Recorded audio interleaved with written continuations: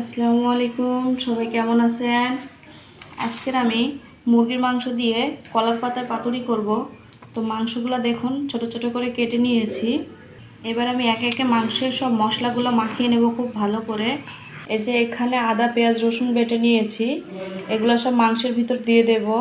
এবারে আমি হলুদ গুঁড়ো দিয়ে দিচ্ছি, মরিচের গুঁড়ো দিয়ে দিচ্ছি, এখানে জিরে ধনে আর গরম মশলা গুঁড়ো আছে, সবগুলা দিয়ে দিচ্ছি। এটা যেহেতু পাতুরি রেসিপি, এজন্য আমি সরিষার তেল দিয়ে দেব, স্বাদ মতো লবণ আর অল্প কিছু আলু দিয়ে দিচ্ছি। এবার সবগুলো খুব ভালো করে একসঙ্গে মাখাতে হবে, খুব সুন্দর করে মাখিয়ে নেব। কারণ মাখানোটা যত ভালো হবে, কলার পাতার এই মুরগির মাংসের পাতুরিটা খেতে কিন্তু ততই বেশি মজা লাগবে। মাংসটা দেখুন খুব ভালো করে মাখিয়ে নিয়েছি, কলার পাতাটা খুব ভালো করে পরিষ্কার করে নিয়েছি।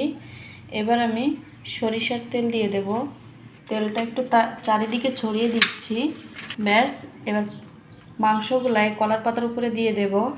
কলার পাতাগুলো খুব সুন্দর করে দিয়ে দিয়েছি। তলায় আমি কিন্তু রুটি ছেঁকা যে তাওয়া, এটা দিয়েছি। এটা তো সবার বাসায় কম বেশি থাকে। তো আমি এর উপরে এবার মুরগির মাংসর পাতাটা দিয়ে দেব। দেখুন মুরগির মাংসটা দিয়ে দিয়েছি।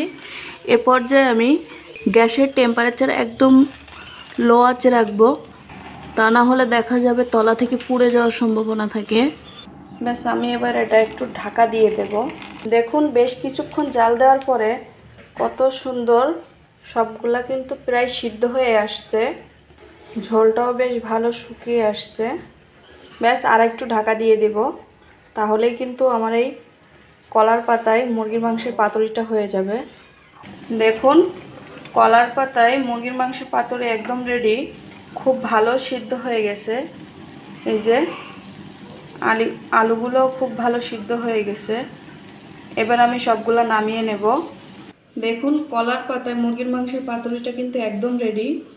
আপনাদের একটা দেখাই কতটা সুন্দর সিদ্ধ হয়েছে। সেন্টটা মাশাআল্লাহ অনেক সুন্দর আসতেছে, দেখুন হাতে নিতেই কিন্তু গলে যাচ্ছে। তো আপনারা বাসায় অবশ্যই এভাবে একবার মুরগির মাংসের এরকম কলার পাতায় পাতুরি রান্না করে খেয়ে দেখবেন, আশা করি অনেক ভালো লাগবে। তো কষ্ট করে আমার ভিডিওটি দেখার জন্য অসংখ্য ধন্যবাদ। আসসালামু আলাইকুম।